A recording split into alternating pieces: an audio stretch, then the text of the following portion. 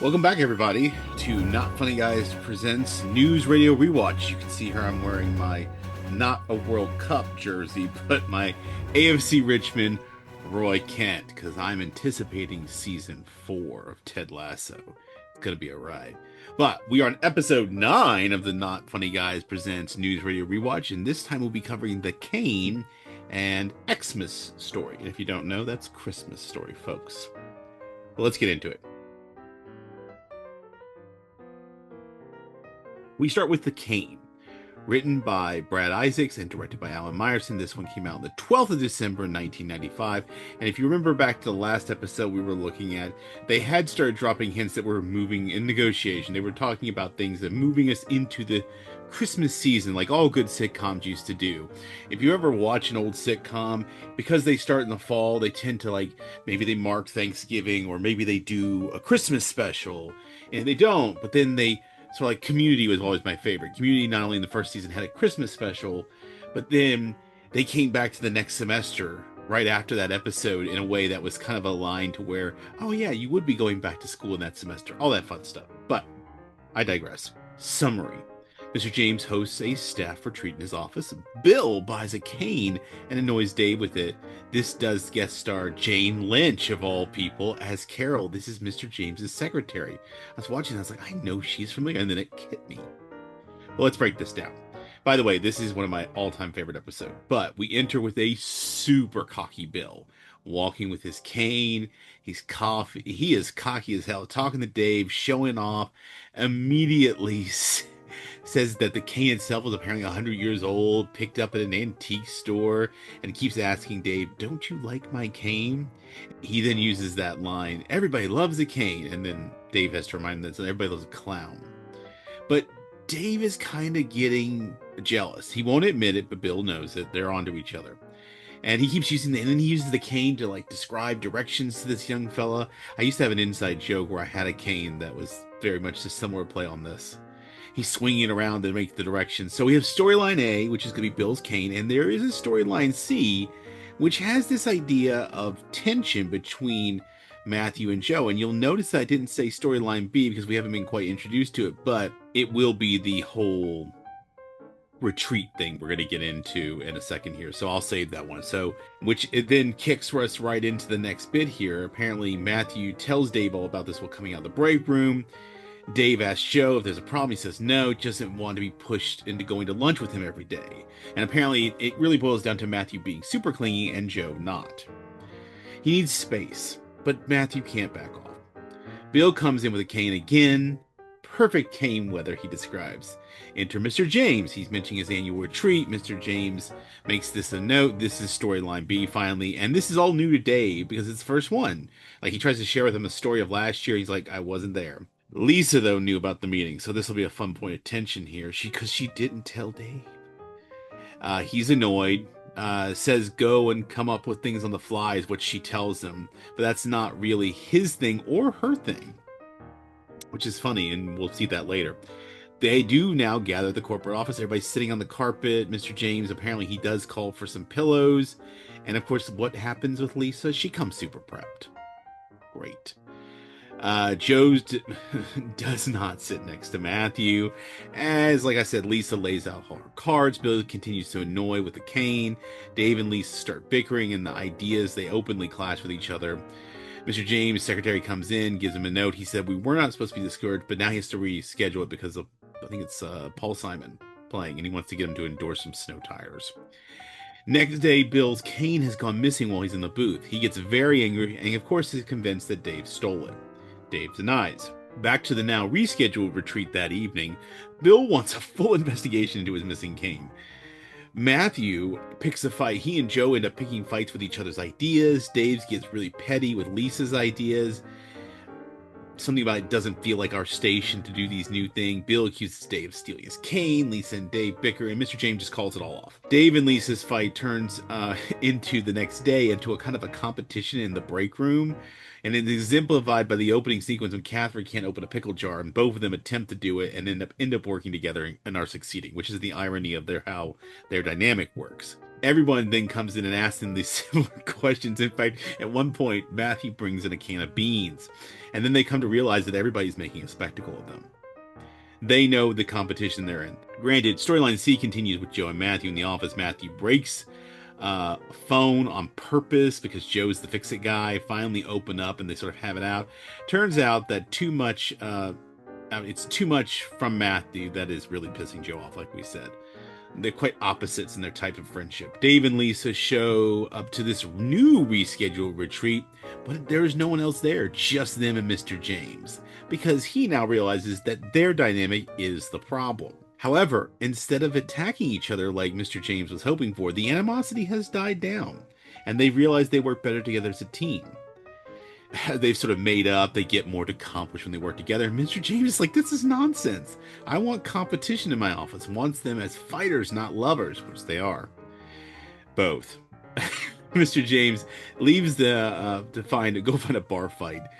Finally, Dave finally steps in back at the office. And that night when Jimmy was telling them the thing he told about Henry Ford and John Chrysler, that's not a real person. Henry Ford is this guy. Racist. Sorry, most people don't know that, but he's John Chrysler. And so Dave now tries to use this same little anecdotal metaphor about them to help out with Joe and Matthew's situation. And they just end up laughing at it, but it has resolved itself. Bill comes to apologize to Dave while he's, continuing his search for the cane. Dave finally admits that he did steal it after they play this out long enough. He was jealous. He was annoyed. He taped it to the window ledge outside his office. Bill deduces, of course, and finds it. And then Dave snaps it over his knee, which Bill did not apparently anticipate. But he does have a bunch of other canes, and so he starts having Beth throw them to in the office. And Dave keeps saying, I'll steal it. And all time, one of my favorite silly episodes, the whole affectation with the cane thing. That always cracks me up. And this is a classic. The genius of Phil Hartman. May he rest in peace. But let's move on to the next episode. So now we have Xmas Story, written by Lewis Morton, directed by Leonard R. Gardner. This comes to us on the 19th of December 1995, and Mr. James buys us sports cars for everyone in the staff except Matthew, who gets tapes. Bill thinks that Santa Claus down the lobby is stalking him. We get a guest star from Santa Claus playing Santa David Anthony Higgins, who you may know from, I think, The Ellen Show, as Santa. And, of course, we bring back Tone Lock and Toby Huss as our security guards, Lorenzo and Junior. All right, let's break this down. So we enter through the lobby, and we're seeing the security guards. We get all our friends back here, and everybody's donating to the Santa Claus thing. But when Bill comes in, Santa leans in and threatens him. This is, of course, Anthony Higgins as Santa. Bill goes to Lorenzo and Junior. They don't believe him. Dave comes back down to get Bill.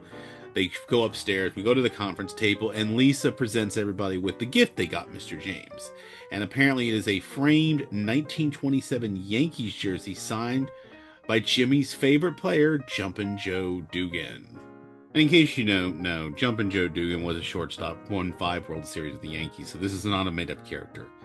Mr. James immediately, and this is the commentary that I think Bill and Joe kind of made about the shirts, like, oh, we got him a dirty shirt, we framed it. This is Mr. James' exact reaction when he sees it.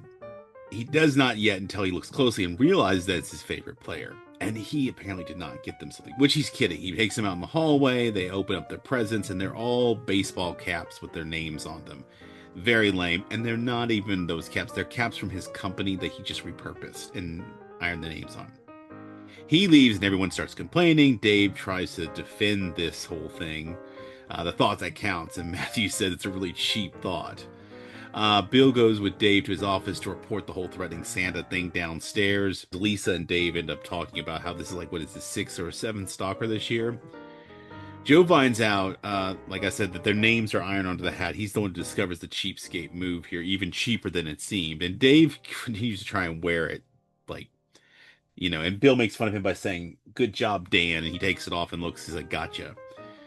So Mr. James now comes back wearing the framed shirt, a dead man's shirt. Very not what you're supposed to do. Dave is forced to explain how everyone is mad at Mr. James' cheap thought versus the thoughtful gift that they got him. He has to walk Mr. James through this very bad logic he's used to reach his bad idea of an unthoughtful gift. Mr. James then realizes he's going to make up for it. Takes the whole crew downstairs. He did give hats to the security guards, Lorenzo and Junior. Then they continue to mess with Bill.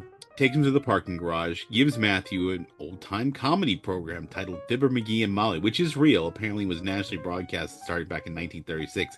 He has the complete set on tapes because he knows Matthew likes old-time programs. Everybody else gets a Miata, which is a 2-seat sports car and is highly impractical, but whatever. Dave immediately sees this as overkill. And of course, now everybody thinks that Matthew is left with like the very token gift, and Dave now starts to feel guilty. Back in the office, Matthew tries to play a thing where he's listening and really over enjoying his tapes. He eventually gets the game kind of spoiled for him and realizes that the cars they got are not rentals. They are real gifts. Even though he's trying to play up this whole thing, he has been left out. So everybody now feels guilty. But his anger about it is like one of the funniest things I've ever seen. Dave offers even to give Matthew his car. Matthew refuses and goes back to his tapes. Dave meets Mr. James and explains the situation to Matthew. James comes in to try and talk to him and reconcile these situations. Tells Matthew he doesn't just have tapes, he owns the rights to the program, show, characters, everything. And so if there was any attempt to ever bring the popularity of this show back and create a branding opportunity, apparently you'd have to deal with Matthew. Storyline B. And so Bill is in the bathroom. Out of the stall comes Santa.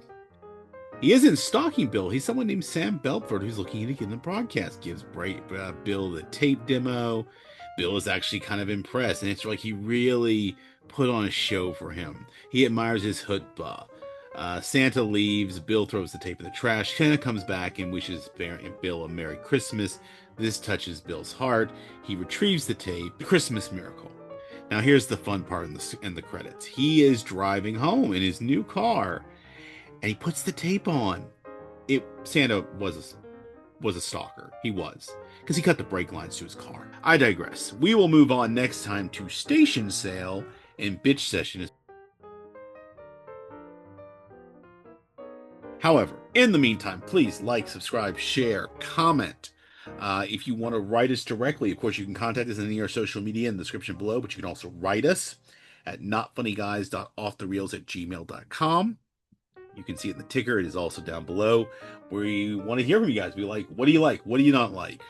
It's a great way to reach out to us directly and get feedback from it. Promise, as long as it doesn't end up in the junk folder, we will do our very best to respond. However, speaking of those other things you might want to suggest, this is not our only product. So this is where we do our television over here on the YouTube, and that's me, your host, Dr. John. But we do a main podcast called, see it behind me, Not Funny Guys Presents Off the Reels, and I do that one with my colleagues, Casey and Eric, the other Not Funny Guys. We talk about movies over there on the main pod. We may come back and try some more YouTube stuff, but we'll see. But we are currently moving forward into Mission Impossible. That's what's coming, baby. The whole franchise. I'm going to see a lot of Tom Cruise running. However, if that's not your cup of tea, you can always check out my colleagues, AC and Eric. They have a podcast together called Not Funny Guys Presents Wrestling with the Horror of It All, where they talk about wrestling, pro wrestling, WWE, and horror movies. So they get a little double dose there. And if that's not your cup of tea, you can check me, Dr. John, and our Not Funny gal, Dr. Kristen, over on Not Funny Guys Presents Thinking About Thinking, where we get into all kinds of things, AI, culture, learning, education, academics, thinking in general, ideas, and now we're even branching into territories. We're currently releasing our second of our two-part kind of series discussing, basing and bumping off Colin Woodward's book, Nations Apart, talking about the idea of culture and connection to a geographical location. But, like I said, like, subscribe, share, all that fun stuff, comment, let us know how we're doing. But until next time, remember, keep it not funny.